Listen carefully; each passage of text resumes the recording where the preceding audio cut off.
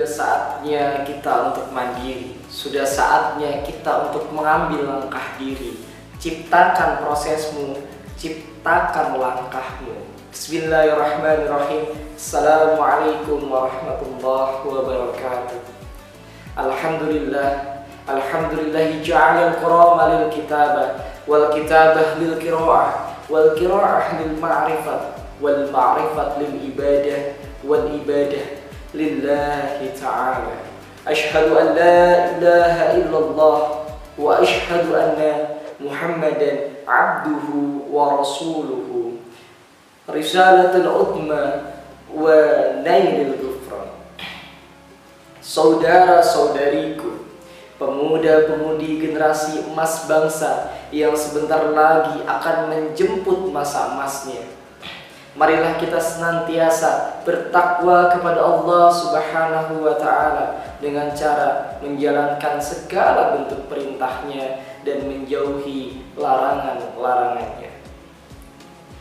Dengan takwa pula dapat menimbulkan dan juga melahirkan amal soleh sebagai representasi iman kepada Allah Subhanahu wa Ta'ala. Kata pepatah, tak kenal maka ta'aruf. Izinkan saya untuk memperkenalkan diri. Nama saya Ramadan Dava Satria dari Universitas Islam Negeri Wali Songo, Semarang.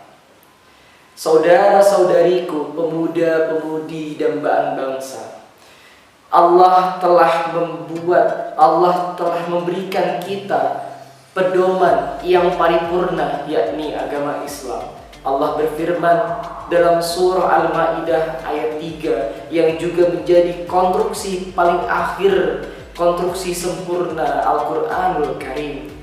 A'udzu billahi minasyaitonir rajim. Bismillahirrahmanirrahim.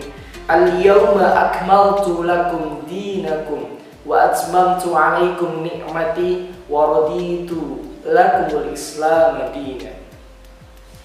Bahwa sesungguhnya Allah telah menyempurnakan pada hari itu agamamu, dan juga Allah telah cukupkan nikmatnya, dan juga Allah telah meridhoi Islam sebagai agamamu.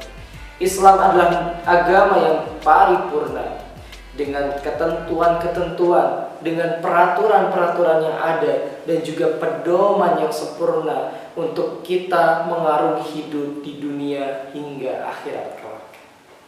Saudara-saudariku semua, berbicara mengenai Islam, untuk siapa Islam sebagai pedoman dituju?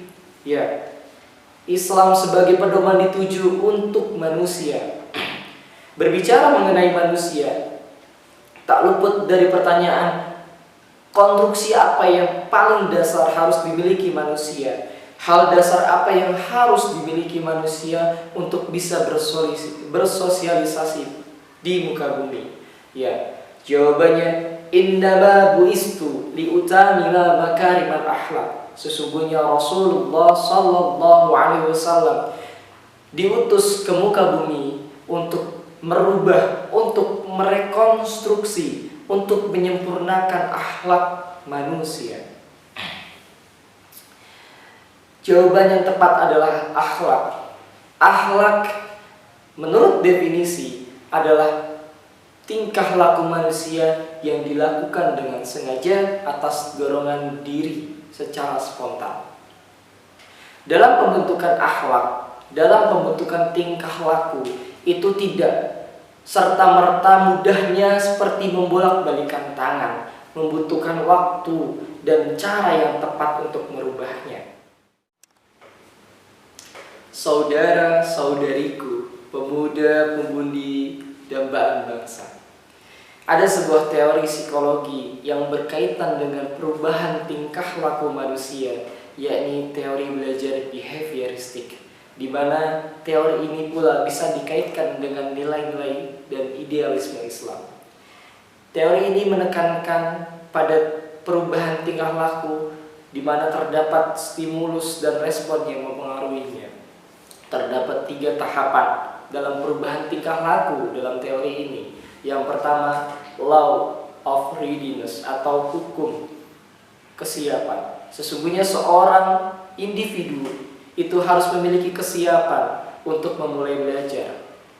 Seorang muslim itu harus memiliki kesiapan berupa niat dan juga berdoa kepada Allah agar belajar bisa diberikan hasilnya maksimal dan juga optimal. Begitupun tahap yang kedua, yakni law of exercise, yakni hukum latihan, di mana individu harus berulang-ulang dalam belajar agar belajar itu bisa lebih maksimal. Begitupun seorang muslim, Islam sangat menghargai amalan yang dilakukan terus-menerus walaupun sedikit, karena amalan yang sedikit namun dilakukan terus-menerus akan menjadi sebuah kebiasaan yang nantinya menjadi sebuah akhlak yang diinginkan. Dan yang ketiga ada law of effect, di mana seorang individu akan bisa lebih semangat apabila ia mengetahui konsekuensinya dari belajar. Seorang pemuda berhasil mendapatkan nilai baik, lalu pemuda tersebut mendapatkan hadiah dari guru dan orang tuanya. Kemudian hari dia ulangan, dia akan lebih bersemangat lagi untuk mengerjakan ulangannya agar mendapatkan nilai yang lebih besar. Itulah law of effect. Begitupun dalam Islam, ketika kita berbuat baik, maka Allah akan memberikan imbalan di dunia dan di akhirat, karena Allah menyukai orang-orang yang berbuat baik. Teman-teman semua, akhlak adalah sebuah perkara yang dapat memperberat timbangan kita nanti di yaumil qiyamah.